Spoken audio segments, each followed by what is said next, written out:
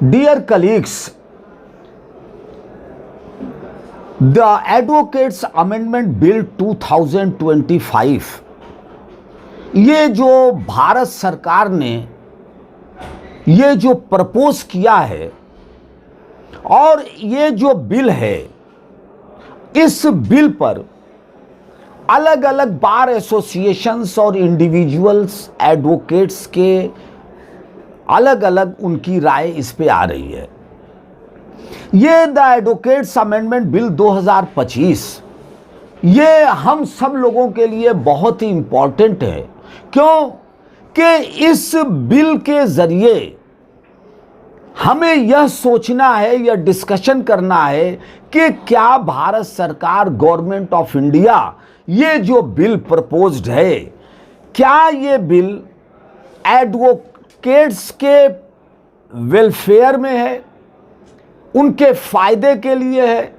क्या ये bar council of India या state bar council of India के जो पावर्स हैं, जो डेलीगेट पावर्स हैं, उन पावर्स को ये मजबूत कर रहा है, सीमेंटेड कर रहा है, या बार काउंसिल ऑफ इंडिया और स्टेट बार काउंसिल के पावर्स को ये लिमिटेड कर रहा है? अब इस बिल के अंदर हम स्क्रूटनी अगर करते हैं तो इस स्क्रूटनी में ये पाते हैं कि इस बिल का नाम द एडवोकेट्स अमेंडमेंट बिल 2025 रखा गया है। तो नाम तो एडवोकेट्स रखा गया है इस बिल में, मगर जब आप देखेंगे इस बिल में डिफिनीशन में जब आप देखेंगे तो इसमें जो लीगल प्रैक्टिशनर, ये जो सेक्शन 2 में डेफिनेशन दी गई है, सेक्शन 2I में लीगल प्रैक्टिशनर,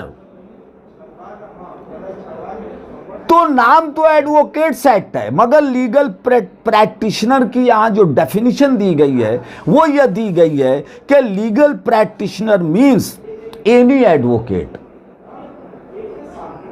और law graduate engaged in the practice of law before courts, कि कोई भी एडवोकेट या law graduate engaged in the practice of law, जो भी लॉ ग्रेजुएट है, जो इंगेज है प्रैक्टिस लॉ की प्रैक्टिस में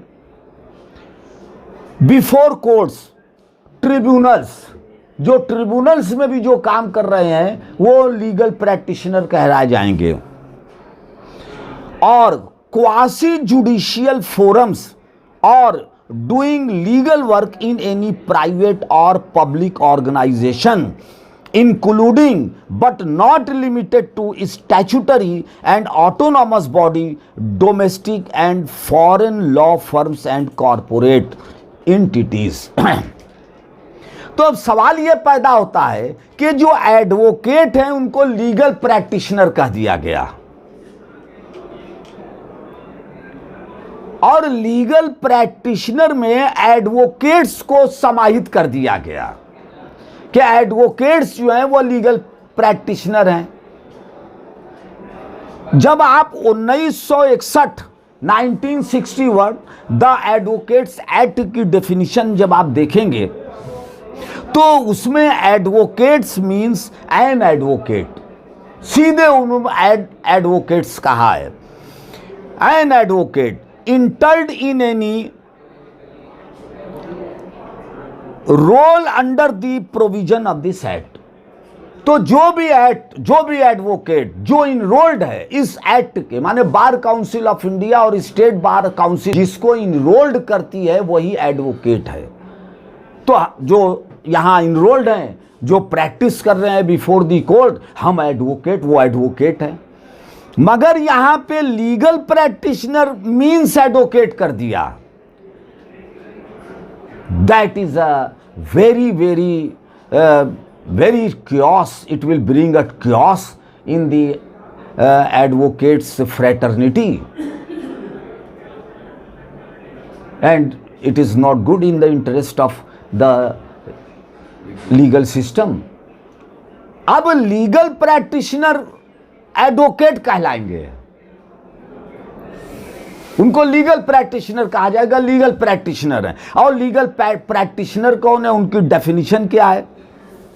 उनकी डेफिनेशन ये कह दिया कि जो लॉ ग्रेजुएट हैं, कोर्ट के समक्ष जो प्रैक्टिस कर रहे हैं, चलिए ठीक है, कोर्ट के समक्ष जो प्रैक्टिस कर रहे हैं, ट्रिब्यूनल्स में कर रहे हैं, चलिए ट्रिब्यूनल्स में जो एडवोकेट्स प्रैक्टिस कर रहे हैं, लीगल प्रैक्टिशनर हैं, और क्वासी जुडिशियल फोरम, अर्ध न्यायिक फोरम में जो कर रहे हैं, अर्ध न्यायिक फोरम में प्रैक्टिस कर रहे हैं, और doing legal work in any private और पब्लिक ऑर्गेनाइजेशन।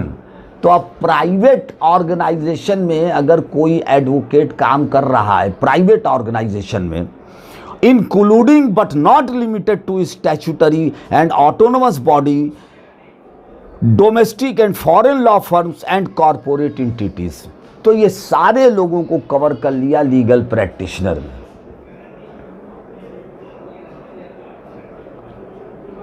तो इसको समझना पड़ेगा कि इसमें गवर्नमेंट की क्या मंशा है, कि इसमें गवर्नमेंट की क्या मंशा है कि public organisation including but not limited to statutory and autonomous bodies,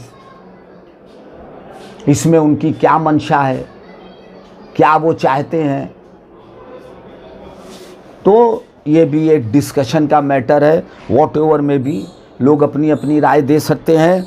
अब जब आप द एडवोकेट्स अमेंडमेंट बिल 2025 को देखेंगे तो इसमें एडवोकेट की कोई डेफिनेशन नहीं दी गई है, जबकि आप ये देखें एडवोकेट्स एक्ट 1961, इसमें डेफिनेशन में स्टार्टिंग में ही एडवोकेट्स की डेफिनेशन सेक्शन 2 में दी गई है कि in this act unless the context otherwise requires advocates means an advocate entered in any roll under the provision of this act. इस एक्ट के तहत जिसका भी इनरोलमेंट है वो जो है एडवोकेट कहलाएगा। और इसी एक्ट में सेक्शन 2F में लीगल प्रैक्टिशनर की डेफिनेशन दी गई है, और इसमें लीगल प्रैक्टिशनर को में एडवोकेट को शामिल कर दिया गया है। बात समझिए इसको बारीकी से। और इसमें जो लीगल प्रैक्टिशनर दिया गया है एडवोकेट्स एक्ट 1961 में सेक्शन 2F में, उसमें यह कहा गया है कि legal practitioner means an advocate of any high court, a pleader, Mukhtar और अ रेवेन्यू एजेंट। तो डिफरेंट किया, यहां पे डिफरेंट किया कि लीगल प्रैक्टिशनर में एडवोकेट तो शामिल हैं, मगर यह इस तरह से इन्होंने दिया, मगर यहां से एडवोकेट की डेफिनेशन हटा के एक डेफिनेशन लीगल प्रोफेशन की दे दिया, और उसमें यह कर दिया कि क्वासी जुडिशियल फोरम में भी जो लोग हैं, प्राइवेट और पब्लिक ऑर्गेनाइजेशन में भी जो लोग हैं, including but not limited to statutory and autonomous body, domestic and foreign law firms and corporate entities. तो ये एक ब्रॉडर सेंस दिया है। ये ब्रॉडर सेंस जो दिया है इस परिभाषा का, ये एडवोकेट्स के, कुछ एडवोकेट्स के हित में भी हो सकता है, और बार काउंसिल ऑफ इंडिया इस पे गौर करे कि क्या ये दोनों की डेफिनेशन अलग अलग बिल में होनी चाहिए या नहीं होनी चाहिए, या इसकी क्या बारीकी है, क्या कारण है कि एडवोकेट्स की डेफिनेशन हटा दी गई, क्या कारण है इसके पीछे, क्यों हटा दी गई ये डेफिनेशन। तो ये तो पॉइंट नंबर 1 हुआ।